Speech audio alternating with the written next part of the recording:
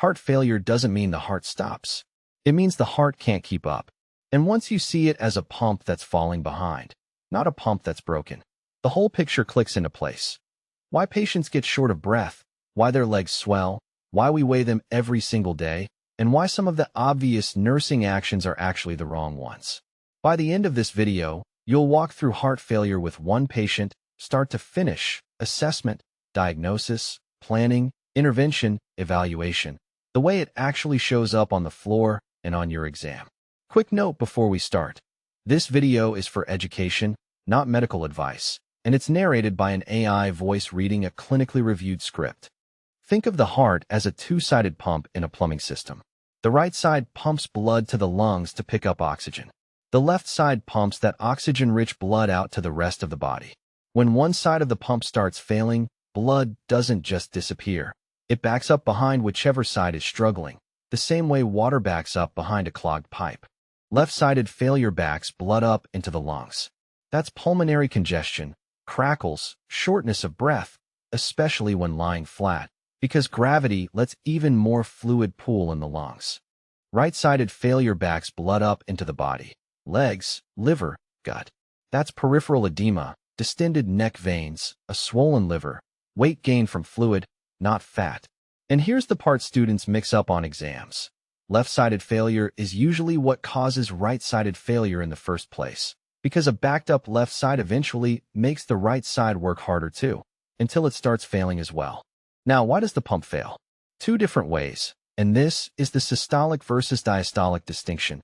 Systolic heart failure, HFrEF, reduced ejection fraction. The heart muscle is weak. It feels fine, but it can't squeeze out enough blood.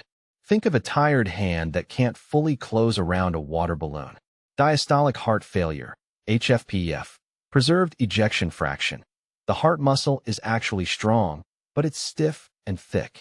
It squeezes out a normal percentage of what's inside, but it can't relax and fill properly in the first place. Think of a balloon that's gone hard and brittle. It holds less to begin with. Here's the cruel twist.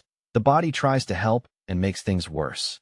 When the heart senses it isn't pumping enough, it triggers two survival systems. The sympathetic nervous system speeds the heart up and squeezes vessels tighter, and the renin-angiotensin-aldosterone system, RAAS, tells the kidneys to hold on to sodium and water to raise blood volume. Both of those are exactly what you'd want if you were bleeding out. But in heart failure, they just pile more fluid and more workload onto a pump that's already struggling, which is exactly why so much of our nursing care is about breaking that cycle, not feeding it. That stretch and strain also releases a hormone called BNP, B-type natriuretic peptide, straight from the ventricles. The more overloaded the heart is, the higher the BNP. It's one of the fastest ways we confirm heart failure is actually what's driving a patient's symptoms. Let's put this into practice. Mr. Mensah is 68, with a history of high blood pressure and a heart attack 5 years ago. He comes to the emergency department reporting 3 days of worsening shortness of breath, especially when lying down, and ankle swelling that's gotten noticeably worse. He's gained about 5 pounds in 3 days without changing his diet. On exam, he's sitting upright, visibly working to breathe. You hear crackles at both lung bases. His ankles have 3+ pitting edema. His neck veins are distended, even sitting up. Oxygen saturation is 90% on room air. Heart rate is 108. An echocardiogram shows an ejection fraction of 30%. Normal is roughly 55 to 70%, and his BNP comes back significantly elevated. Subjective. I can't sleep flat anymore. I have to prop myself up on pillows, and I get winded just walking to the bathroom. Objective. Bilateral crackles, 3+ pitting edema, jugular venous distension, SpO2 90% on room air, HR 108, EF 30%, elevated BNP. Put that together and you've got left-sided, systolic heart failure, HFrEF, that's progressed enough to also back up into the right side. From that assessment, 3 nursing diagnoses stand out. Decreased cardiac output, related to altered myocardial contractility, as evidenced by EF of 30% and fatigue. Excess fluid volume, related to compromised regulatory mechanisms, as evidenced by edema, jugular venous distension, and a 5-pound weight gain in 3 days. Activity intolerance, related to imbalance between oxygen supply and demand, as evidenced by dyspnea on minimal exertion. Goals need to be specific and measurable. Mr. Mensah will show decreasing signs of fluid overload, clearer lung sounds, reduced edema, stable or declining daily weight within 3 days. Mr. Mensah will verbalize the daily weight rule and when to call his provider before discharge. Mr. Mensah will tolerate basic ADLs with reduced dyspnea by discharge. Here's where the exam traps live, so pay attention to the order and the why, not just the task list. Positioning and oxygen first. He's in acute respiratory distress. High Fowler's position and supplemental oxygen to keep saturation above the ordered target come before any teaching or paperwork. Airway and breathing outrank everything else on this list.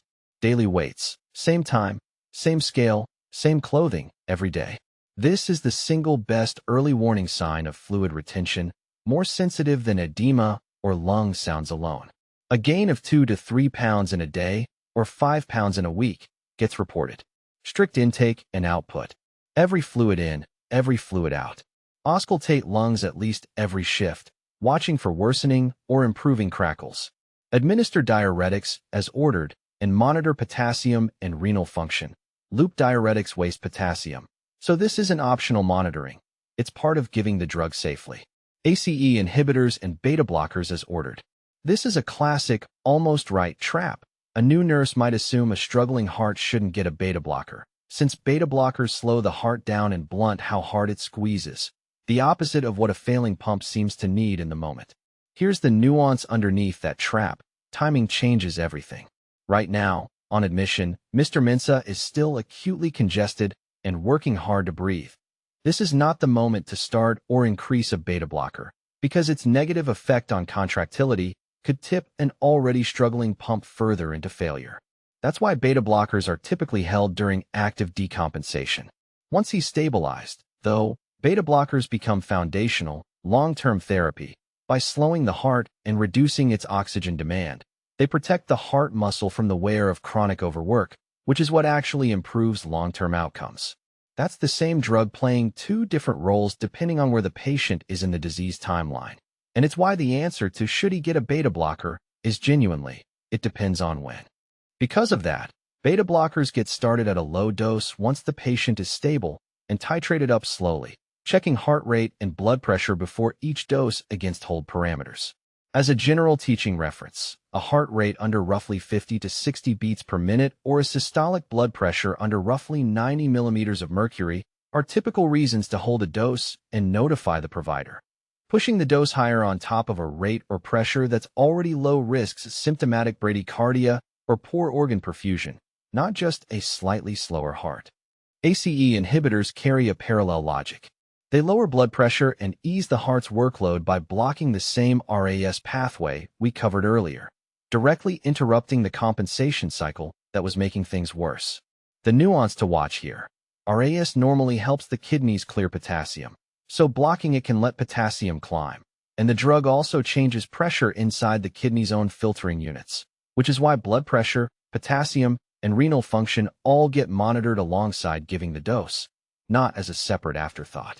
Newer guideline-directed therapy has also expanded to include SGLT2 inhibitors as part of a 4-pillar regimen alongside diuretics, ACI/ARB, or ARNI, and beta blockers. Worth knowing even though classic NCLEX-style questions still center on the original 3. Sodium and fluid restriction education, tailored to what's ordered. Energy conservation, pacing activity, planning rest between tasks, not pushing through fatigue. Discharge teaching, focused on the weight rule, medication adherence, and clear red flags. Rapid weight gain, worsening shortness of breath, chest pain. Reassess against the goals you set. Are lung sounds clearer?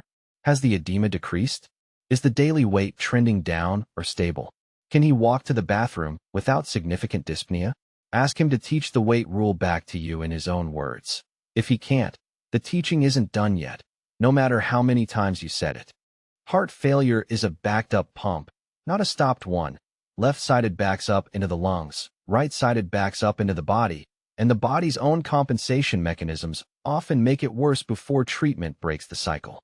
Hold on to that picture, and the whole care plan, daily weights, Positioning, diuretics, beta blockers, sodium restriction stops being a memorized list and starts being a set of answers to one question. Where is the fluid backing up, and how do we relieve it safely? That's heart failure, start to finish. If this analogy made it click, the next one's coming soon.